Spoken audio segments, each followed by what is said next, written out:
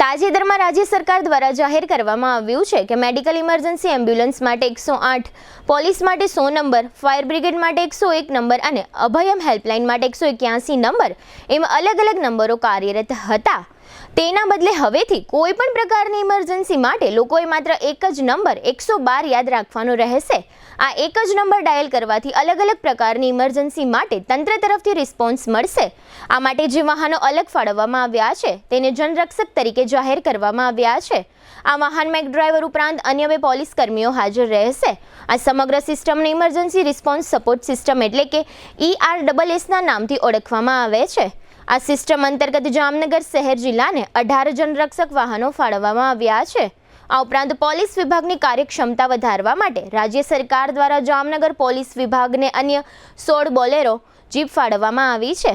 આમ આ રીતે જામનગર જિલ્લાને તાજેતરમાં 34 વાહનો ફાળવાયા છે। આ સમગ્ર વિષય અંગે જિલ્લા પોલીસ વડા ડોક્ટર રવિ મોહન સૈનીએ આપેલી વિગતો પ્રસ્તુત છે। જ્યાં ભક્તિ છે ત્યાં આનંદ છે, જ્યાં પરંપરા છે ત્યાં ઉજવણી છે અને જ્યાં ઉજવણી છે ત્યાં છે રોયલ રાસોત્સવ 2025। જામનગર બનશે રાધે કૃષ્ણનું રાસધામ।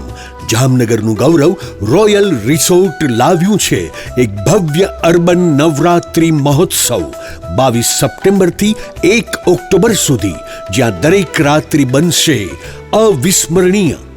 80,000 સ્ક્વેર ફૂટના વિશાળ મેદાનમાં અહીં માણવા મળશે hi fi sound system, live DJ જય અને ડીજે વિક્કીના ધમાકેદાર તાલ, કેરિઝમેટિક એન્કર પ્રિયંકા અને ભાર્ગવની અદ્ભુત ઉર્જા, સેલ્ફી ઝોન, LED સ્ક્રીન, સ્વાદિષ્ટ food court, CCTV camera, 400+ car પાર્કિંગની સુવિધા।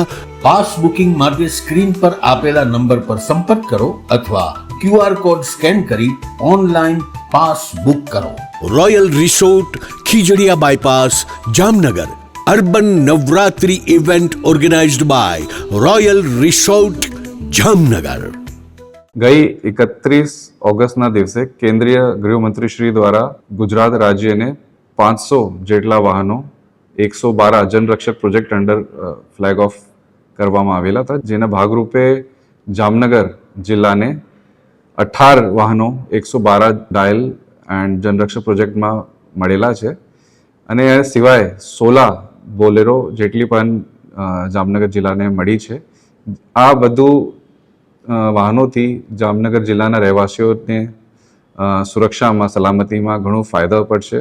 પોલીસ સ્ટેશનની એફિશિયન્સી, કાર્યક્ષમતામાં વધારો થશે અને આ ભવિષ્યમાં પણ લોકોની સલામતી માટે એક બહુ મહત્વપૂર્ણ કદમ સાબિત થશે। દરેક 112 જનરક્ષક પ્રોજેક્ટના જે વાહનો છે એમાં એક આઉટસોર્સના ડ્રાઈવર સાથે 2 પોલીસ સ્ટાફની ફાળવણી કરવામાં આવેલી છે।